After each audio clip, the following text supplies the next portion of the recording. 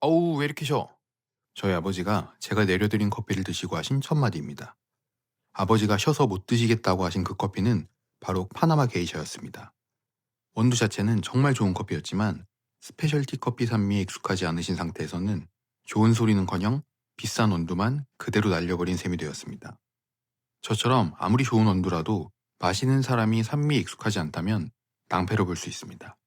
마침 이번 주가 명절 연휴이기도 하고 오랜만에 가족이나 친지분들께 커피를 내려드릴 분들도 계실 것 같아서 오늘은 산미를 꺼려하는 분들도 좋아할 만한 강배전 레시피를 준비했습니다. 오늘은 커피에 관심이 있든 없든 누가 마셔도 거부감 없는 맛을 내는 게 중요합니다. 그래서 평소보다 오히려 원두 선택이 더 까다로운데요. 제가 생각하는 좋은 강배전이란 단순히 쓰고 구수하기만 한 커피는 아닙니다. 다크 초콜릿처럼 달콤 쌉싸름하면서도 바디감이 좋고 후미에는 깨끗한 단맛과 약간의 산미가 남아야 됩니다. 오늘은 이렇게 기본적인 퀄리티가 갖춰진 강배전을 골라야 한다고 생각했습니다. 그러면서도 명절 연휴에도 전국 어디서나 쉽게 구할 수 있어야 하기 때문에 대형마트와 쿠팡이 동시에 입점된 원두로 선택지를 좁혔습니다. 그러다 보니 자연스럽게 후보가 줄어들었고 테라로사의 올데이 블렌드와 블루보틀의 볼드로 선택지가 좁혀졌습니다. 다만 올데이 블렌드는 저에게는 양이 좀 많아서 이번 영상에서는 블루보틀 볼드를 사용했습니다. 근처에 이마트나 코스트코가 있으신 분들은 테라로사 올데이 블렌드로 시도해보셔도 좋을 것 같습니다. 이번 콘텐츠를 준비하면서 용잼, 정인성의 커피 생활, 노띵커피 등 여러 채널의 강배전 레시피를 찾아봤는데요. 보다 보니 제 콘텐츠에 그대로 적용하기는 어려운 공통점들이 있었습니다. 그 이유는 대부분의 레시피가 본인의 스페셜티 로스터리에서 볶은 강배전이고 디게싱이 적절하게 끝난 컨디션이 좋은 원두를 기준으로 설명하고 있었기 때문입니다. 하지만 명절에 마트나 쿠팡에서 원두를 구매하게 되면 신선도가 떨어진 원두를 구매할 확률이 높습니다. 로스팅한 지 2-3개월 지난 경우도 흔하고 그보다 더 오래된 원두도 많죠. 저는 쿠팡에서 26년 2월 10일에 주문했는데 상미기한이 26년 10월 22일인 원두가 오더라고요.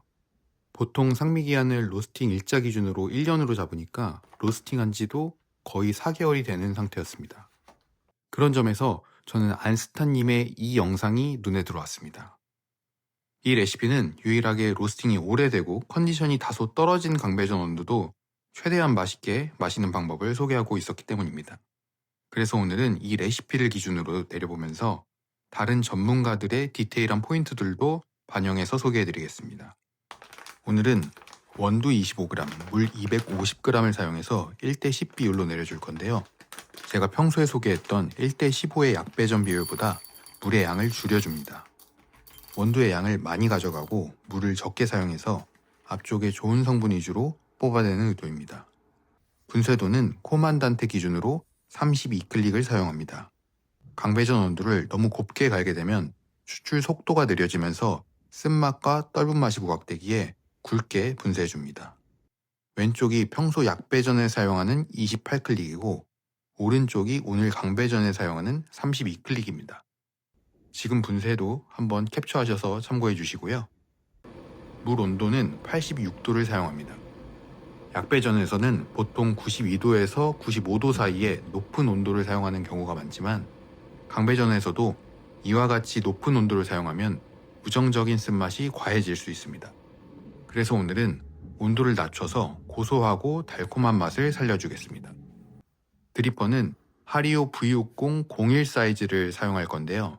강배전에는 02 사이즈가 아닌 01 사이즈가 더 적합합니다.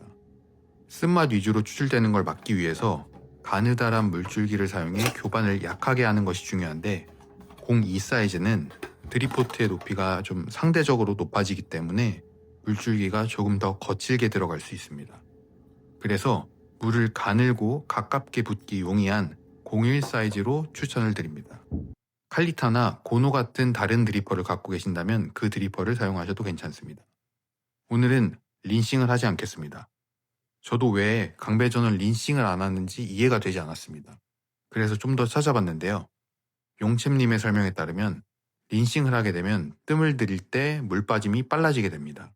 강배전은 기본적으로 추출 시 물 흐름이 빠른데 뜸 들일 때까지 물이 빨라지면 부드러운 단맛이 나오지 못하고 밋밋한데 쓴 커피가 나올 수 있다고 합니다. 그래서 강배전에서는 린싱을 의도적으로 생략해서 뜸들이는 단계에서 커피층에 물이 최대한 머금어지게 만들어 놓고 이후에 추출을 이어가는 의도라고 합니다. 뜸은 60g을 부어줍니다. 드리포트 수구와 커피층의 거리를 최대한 가깝게 유지해서 물줄기는 최대한 가늘게 부어줍니다. 안쪽에서 바깥쪽으로 나갔다가 다시 안쪽으로 돌아오며 물을 살짝 얹어준다는 느낌으로 골고루 적셔주세요. 참고로 강배전을 내릴 때 빵이 크게 부풀어 오르는 모습을 기대하시는 분들도 계실 텐데 이렇게 로스팅된 지 오래된 원두는 그런 모습을 보기 어려울 수 있습니다. 그래도 괜찮습니다. 30초가 되면 80g을 추가로 부어서 140g까지 맞춰줍니다. 물줄기는 뜸과 마찬가지로 최대한 천천히 부어줍니다.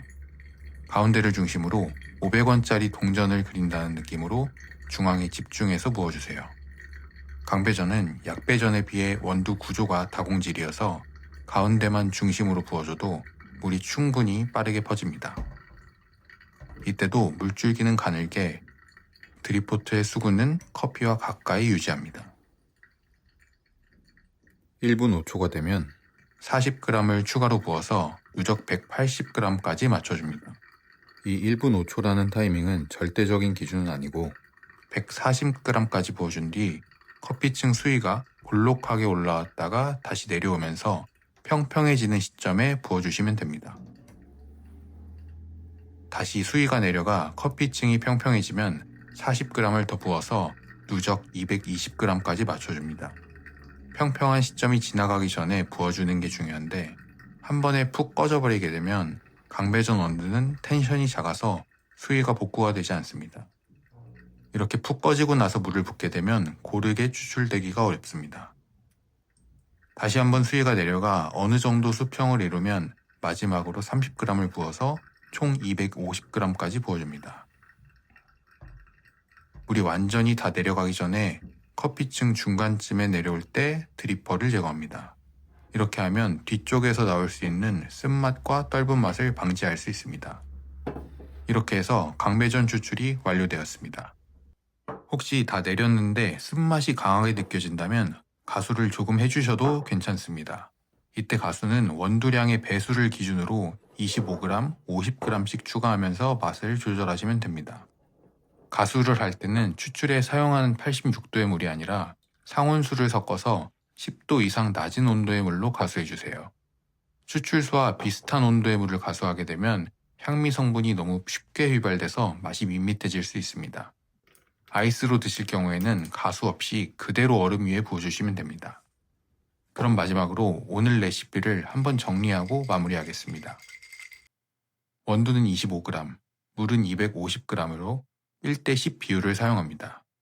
분쇄도는 코만단테 기준 32킬릭으로 약배전보다 굵게 사용합니다. 물 온도는 86도, 이 또한 약배전보다 물 온도를 낮춰줍니다. 드리퍼는 하리오 V60 01 사이즈를 사용합니다. 린싱은 생략해 주시고 물줄기는 중앙에 집중하여 낮게 그리고 가늘게 부어줍니다. 다음 차수를 부어줄 때는 절대적인 시간보다는 수위가 평평해지는 시점을 보고 나서 다음 차수를 부어줍니다. 그리고 마지막으로 완전히 추출되기 전 드리퍼를 중간에 제거합니다. 오늘 레시피도 보기만 하지 마시고 꼭 한번 따라 내려보셔서 가족분들께 맛있게 대접하시면 좋겠습니다. 명절 잘 보내시고 새해 복 많이 받으시고요. 저는 다음에도 더 유익한 커피 영상으로 찾아오겠습니다. 감사합니다.